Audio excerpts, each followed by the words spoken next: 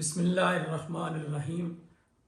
अल्लाहुम्मा सल्लि अला सय्यिदिना व मौलाना मुहम्मदिन मुबारक वसल्लम।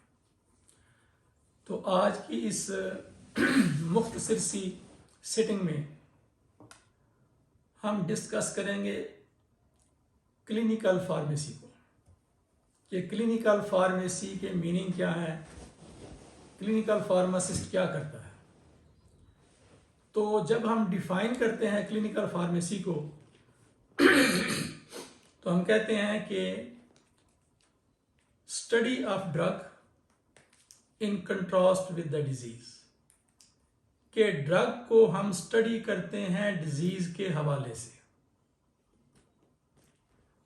जब हम ये देखते हैं कि डिजीज के हवाले से ड्रग को स्टडी करना, इसमें क्या आता है, तो सबसे पहले है कि जो प्रेस्क्रिप्शन आपके पास आता है, आप देखेंगे कि इस प्रेस्क्रिप्शन में और डिजीज में क्या तल्लक है।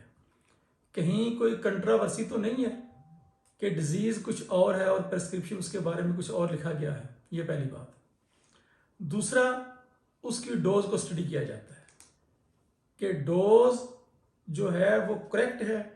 कहीं ये तो नहीं कि एज के हिसाब से, वेट के हिसाब से डोज में कहीं गलती हो गई हो। तीसरी चीज जो देखी जाती है डिजीज और ड्रग के कंट्रास्ट में, वो देखी जाती है कि कहीं कोई इनकम्पैटिबिलिटी तो नहीं है, कि जो प्रेस्क्रिप्शन आपके पास आया है उसमें जो अद्वियात मेंशन की गई हैं उनका आपस में कोई तजाद तो नहीं है।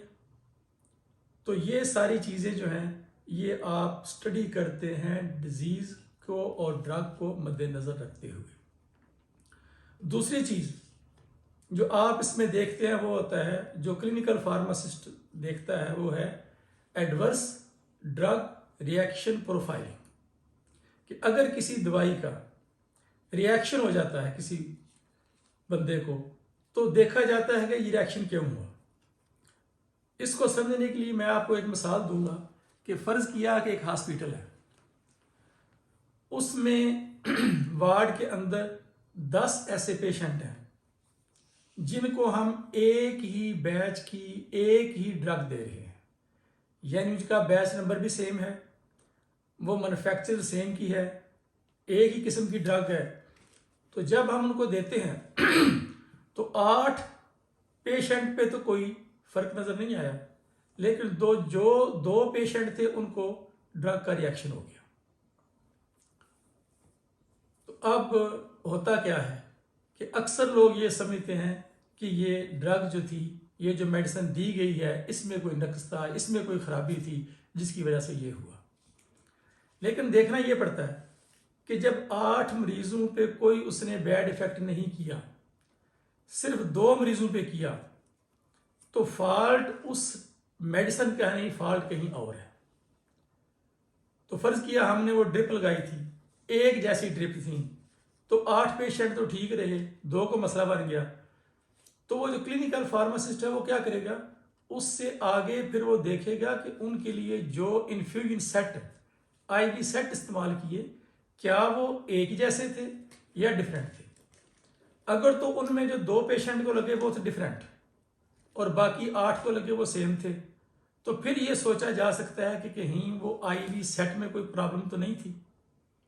लेकिन अगर जो IV सेट लगाए वो भी सेम थे, जो मेडिसिन लगाए वो भी सेम थे, तो फिर हमें लामहला देखना पड़ेगा कि कहीं जो पर्सन, जो पैरामेडिकल स्टाफ का बंदा वो इन्फ्यूजन लगा रहा है, कहीं वहां तो कोई प्रॉब्लम नहीं हो सकता है। उससे पहले किसी ऐसे पेशेंट को उसने कोई छुआ हो, उसकी कोई वाउंड वाशिंग की हो, उसको साथ वो टच हुआ हो और वो जरासीम उसके हाथों पे लग गई हूं, अब ना उसने वाशिंग की, ना उसने ग्लव्स पहने, आके इसी तरह दूसरे मरीज को आप उसने ड्रिप लगानी शुरू कर दी, तो हो सकता है कि उस पेशेंट से जरासीम आए थे उसकी वजह से वो रिएक्शन हो गया। यानी इस किस्म की वो पूरी एक इंक्वायरी करेगा और वो सारा रिकॉर्ड, वो सारी चीजें रिकॉर्ड पे लेके आएगा। और इसी को हम करते हैं एडवर्स ड्रग रिएक्शन प्रोफाइलिंग, और ये काम किसका है? ये है उसका जो क्लिनिकल फार्मासिस्ट है। अब इससे थोड़ा सा आगे बढ़ें तो एक टर्म होती है फार्मेको इकोनॉमिक्स,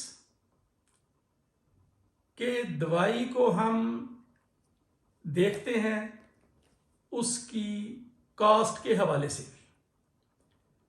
फर्ज किया कि हमारे पास 3 मैन्युफैक्चरर की मेडिसिन आ रही हैं, साल्ट सेम है, ब्रेड डिफरेंट है, तो हमें देखना पड़ेगा कि इनमें से सब की क्वालिटी कैसी है।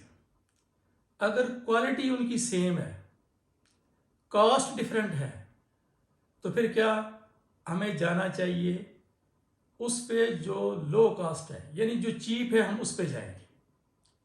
लेकिन क्वालिटी के पे कंप्रोमाइज नहीं होगा। कॉस्ट पे कंप्रोमाइज हो सकता है, क्वालिटी पे कंप्रोमाइज नहीं होगा। अगर सेम क्वालिटी है तो हम वो जो सस्ती वाली है उसको खरीदेंगे, लेकिन अगर क्वालिटी सेम नहीं है तो फिर जो बेस्ट क्वालिटी है उस पर हम जाएंगे। इसी तरह एक और काम होता है जो क्लिनिकल फार्मासिस्ट करता है कि वो ड्रग फार्मूलरी तैयार भी करता है, क्योंकि चूंकि उसका रोज का वास्ता है, वो देखता है कि किस ब्रांड में एफिकेसी बेहतर है, तो इसलिए वो ड्रग की जो है फार्मूलरी वो तैयार करेगा और उस हिसाब से वो देखेगा। तो ये हमने चंद चीज़ें ऐसी डिस्कस की, एक जो फार्मेसी टेक्नीशियन का लेवल है क्लिनिकल फार्मेसी का, उसके हवाले से। वैसे क्लिनिकल फार्मेसी का सब्जेक्ट जो है बहुत वसी है, तो कभी फिर मौका मिला तो उसमें डिटेल भी दी जाएगी। तो आज हम इसी पे इक्तफा करते हैं कि ये मुख्तसर सा इसमें हमने उसके हिंट्स दिए हैं क्लिनिकल फार्मेसी के, और इंशाअल्लाह बाकी बाद में होगा। अल्लाह हाफिज़।